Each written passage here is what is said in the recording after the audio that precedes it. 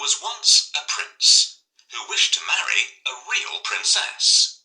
So he went on a long journey to find one. But every princess he met did not seem like a real princess. I must find a real princess, he said to himself. I will only marry a real princess. As the prince journeyed home, he was very sad.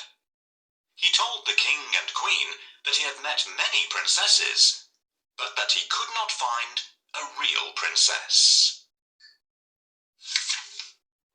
I have been searching the world for so long to find the princess of my dreams. I haven't liked any of the ones I've met so far. What if I never find the love of my life?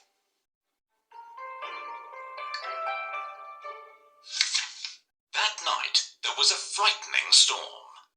The wind blew hard and the rain poured down. The lightning flashed and the thunder roared, but the prince heard nothing. He was fast asleep in his bed. Then, suddenly, above the sound of the raging storm, there was a loud knock at the palace door. Knock, knock, knock. "Who could that be at this time of night?" said the king. "And in such terrible weather," added the queen. The king put on his slippers and went to open the door. He peeped out to see who it could be. The weather was terrible. There was a flash of lightning, and standing there on the doorstep, the king saw a poor, bedraggled girl. Her hair and clothes were dripping wet, and she was shivering from the cold. "Who are you?" the king asked. "I am a real princess," answered the girl. One stormy night, a cold and frightened princess appeared at the palace door. "Who is this beautiful girl who has arrived at our palace? Why has she walked there in such bad weather? She should try ringing the bell so that the servants will open the door. Please let me in." She needs to ring the melody on bells.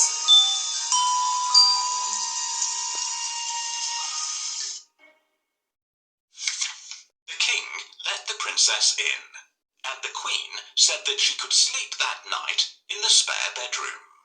The princess was grateful and thanked the king and queen for their kindness. The queen then turned to the king and said, "We must find out if she's a real princess or not." "How?" asked the king.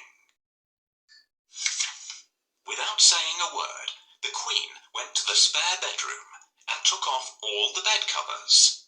She then took a small, hard, green pea from the kitchen cupboard and placed it under the mattress. On top of this, she piled not one, not two, but 20 more mattresses and 20 quilts. The princess climbed up the side of the very high bed and lay down to sleep for the night.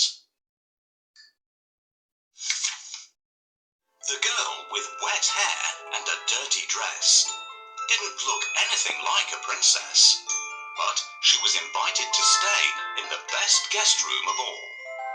"The princess can sleep here tonight, but I'm going to put a pea under the mattresses. If she notices it, we'll know that she is a real princess.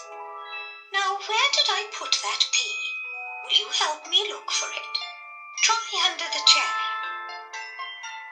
"No, it's not there. Perhaps our little kitten played around with it."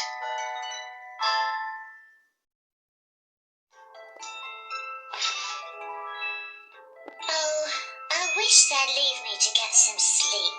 What are you looking for, Your Majesty?" "I can't find it here either. I might have put it in the drawer. Check in there."